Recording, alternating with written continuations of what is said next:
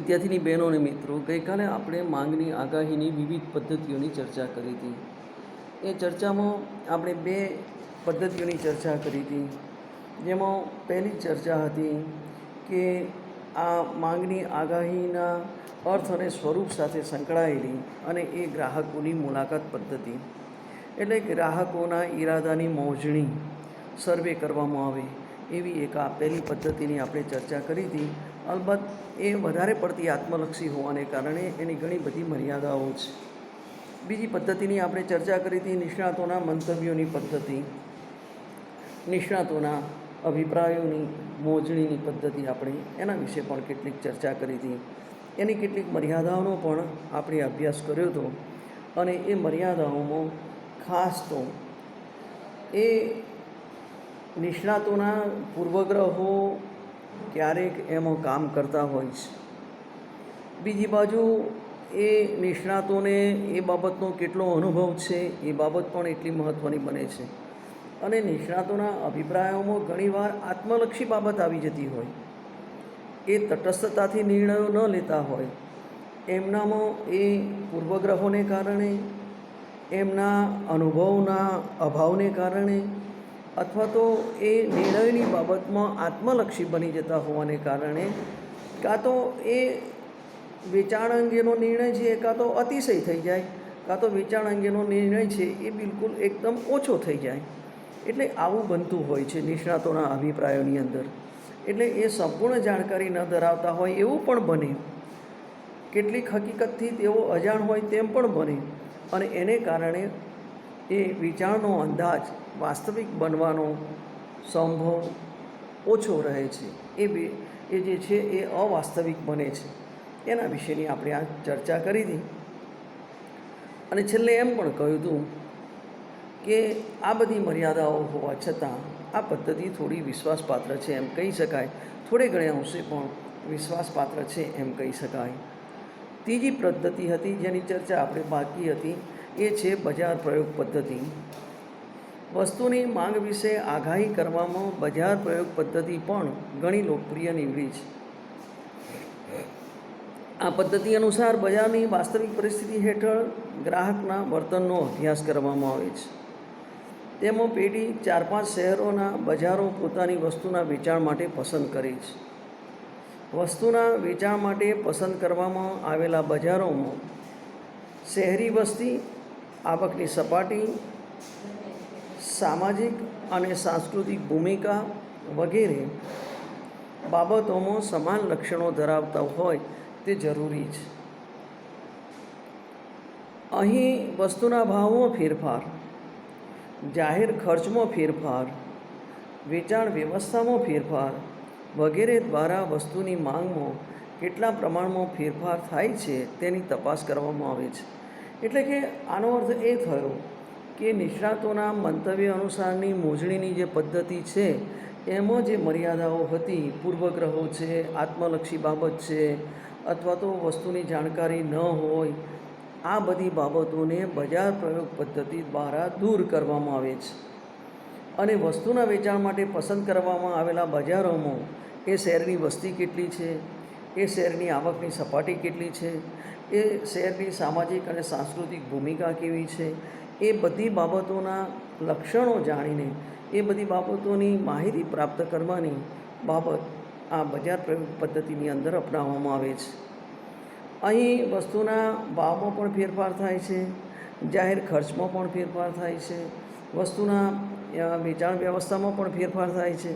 અને એ બધા ફેરફાર દ્વારા વસ્તુની માંગમાં કેટલો ફેરફાર થશે એની તપાસ કરવામાં આવે છે, એની મોજણી કરવામાં આવે છે, એનો અભ્યાસ કરવામાં આવે છે.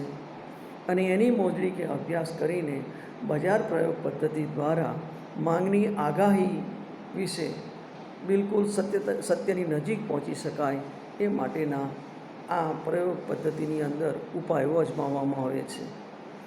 અહીં માંગ પર અસર કરતા અન્ય પરિબળો છે એ સ્થિર રહે છે. અને એવું આ બજાર પ્રયોગ પદ્ધતિની અંદર ધારી પણ લેવામાં આવે છે. કારણ કે જો એવું ધારવામાં ના આવે તો બજાર પ્રયોગ પદ્ધતિ જે પોતાના હેતુ માટે આ પદ્ધતિ અખત્યાર કરી છે તે પદ્ધતિમાં સફળતાના ખૂબ ઓછા એકમો પ્રાપ્ત થઈ શકે. એટલે અહીંયા માંગ ઉપર અસર કરતા અન્ય પરિબળો છે એ અન્ય પરિબળો સ્થિર છે એવું ધારી લેવામાં આવે છે. આ રીતે એકઠા કરવામાં આવેલા આંકડાઓ પરથી વસ્તુની માંગની ફેરફારની ક્ષમતાનો આંક કાઢવામાં આવે છે. ફેરફાર ક્ષમતા, ફેરફારપણું, ફેરફાર, આ ત્રણેય બાબતો અલગ અલગ છે. ફેરફાર એક વસ્તુ છે, ફેરફારપણું એ બીજી વસ્તુ છે અને ફેરફાર ક્ષમતા એ ત્રીજી વસ્તુ છે. ફેરફાર એ સામાન્ય બાબત છે. ફેરફારપણું એ ફેરફારપણાની માત્રા સૂચવે છે અને ફેરફાર ક્ષમતા એ વ્યક્તિનામાં કેટલા અંશે ફેરફાર થવાની ક્ષમતા છે એનું સૂચન કરે છે. બજારની અંદર પણ એ બજારની ફેરફાર ક્ષમતા કેટલી છે, બજારમાં ફેરફારપણું કેટલું છે, બજારમાં વસ્તુની માંગમાં કેટલા અંશે ફેરફાર થશે એ પણ એટલી જ બાબત મહત્ત્વની છે.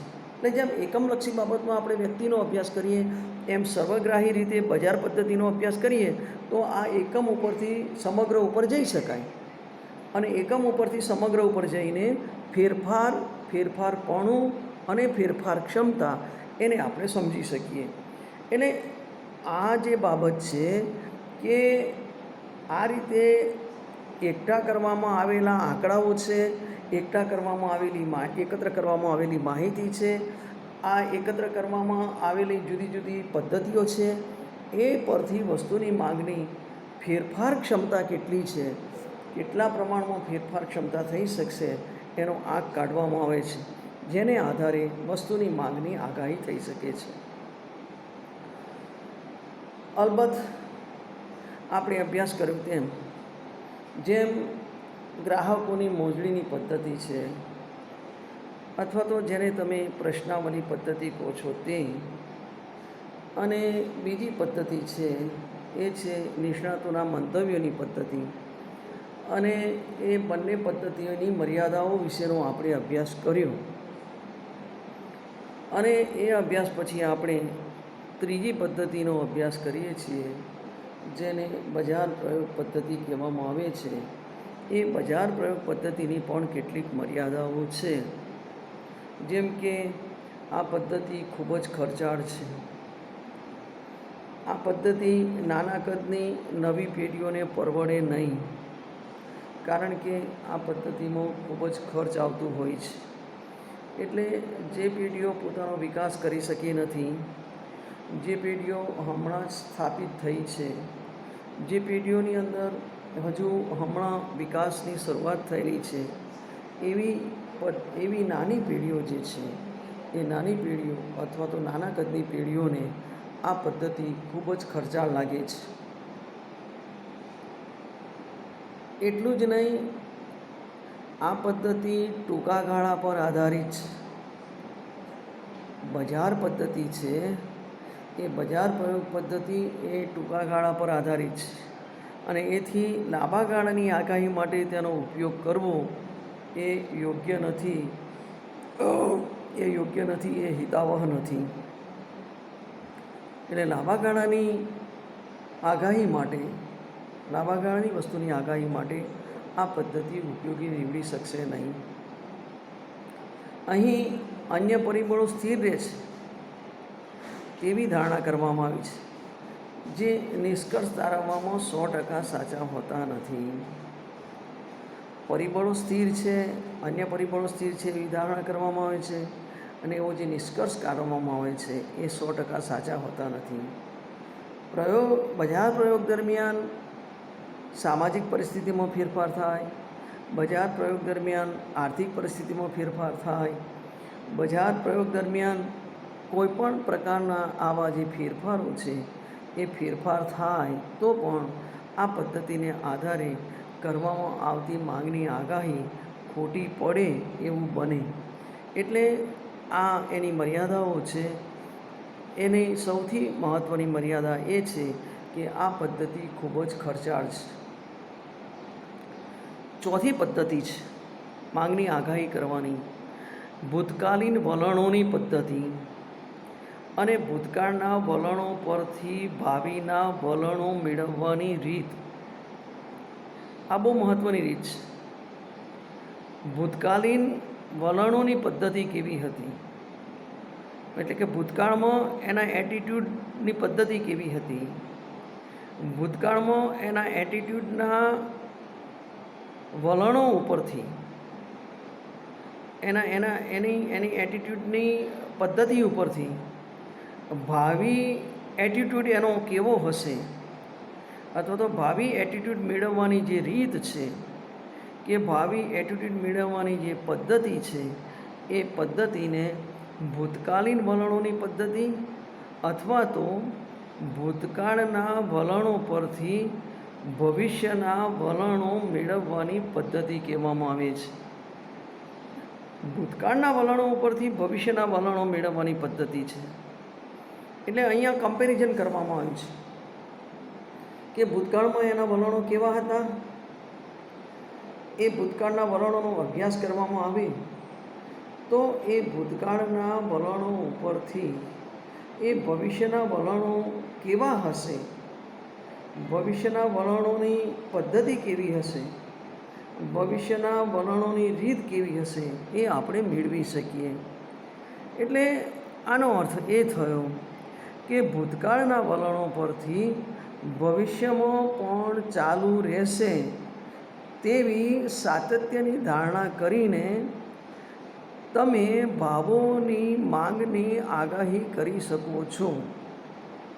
એક પદ્ધતિમાં એક સૂચન કરવામાં આવ્યું છે કે ભૂતકાળમાં એના જે વલણો હતા એ ભૂતકાળના વલણો ઉપરથી ભવિષ્યમાં પણ એવા જ પ્રકારના વલણો ચાલુ રહેશે એવી સાતત્યની ધારણા કરીને તમે એની ભવિષ્યની આગાહી કરી શકો છો. ભવિષ્યના વલણોની તમે આગાહી કરી શકો છો કે ભવિષ્યમાં એના વલણો કેવા પ્રકારના રહેશે. આ માટે તમારે ભૂતકાળના આંકડાઓનો પાઠ કે ટેબલના સ્વરૂપમાં ગોઠવીને તેનો અભ્યાસ કરી એના સરેરાશ વલણો કાઢી અને ભવિષ્યમાં પણ આ વલણ ચાલુ રહે તો તેવી સાતત્ય ધારણા કરીને માંગની આગાહી કરવામાં આવે અથવા તો બજારની પરિસ્થિતિની આગાહી કરવામાં આવે તો એ કેટલીક અંશે સાચી પડે છે. આનો અર્થ એ થયો કે તમારે સૌપ્રથમ ભૂતકાળના વલણો માટે એના આંકડાઓ, એના પાઠ, એના ટેબલ, એનું સ્વરૂપ આ બધાનો અભ્યાસ કરવો પડે અને એ અભ્યાસ કર્યા પછી તમે ભૂતકાળમાં એના સરેરાશ વલણો કેવા હતા એનો અભ્યાસ કરવો પડે અને ભૂતકાળના સરેરાશ વલણોનો અભ્યાસ કરીને જો ભવિષ્યમાં પણ આ પ્રકારના વલણો ચાલુ રહે, આ પ્રકારનો એટીટ્યૂડ ચાલુ રહે તો એવી તમારે ધારણા કરવી પડે કે ભાઈ ભવિષ્યમાં પણ આવા નવા વલણો ચાલુ રહેશે અને એ પ્રકારે તમે ધારણા કરીને જો તમે માંગની આગાહી કરો તો તે કેટલીક અંશે સત્યની નજીક પહોંચવાની શક્યતા છે. સાવ સત્ય હકીકત એ છે અથવા તો આ પદ્ધતિની અંદર તમારે વિશ્વાસપાત્રતા મેળવવી હોય તો નજીકના જે ભૂતકાળના વિશ્વાસપાત્ર આંકડાઓ છે એ પ્રાપ્ત કરવા જોઈએ અને એ માંગનું ભૂતકાલીન વલણ જુદું નક્કી કરવામાં આવે છે. એને આકૃતિમાં પણ અંકિત કરવામાં આવે છે. એને આકૃતિમાં વર્ષ અને વેચાણના આંકડાઓ લખી અને વલણ રેખા દોરવામાં આવે છે કે એની વલણ રેખા કેવી હશે અને એ વલણ રેખાને આધારે એ સાતત્યના ધારણાને આધારે એ વલણ રેખાને આધારે તે જ દિશામાં આગળ લંબાવીને માંગની આગાહી કરવામાં આવે છે. એટલે ભૂતકાળનું એટીટ્યૂડ કેવું હતું, વર્તમાનમાં એટીટ્યૂડ કેવું રહેશે અને એ વલણ જો ચાલુ જ રહે એવી સાતત્યની ધારણા કરો તો એ સાતત્યની ધારણાને આધારે તમે તેનું મૂલ્યાંકન કરી શકો.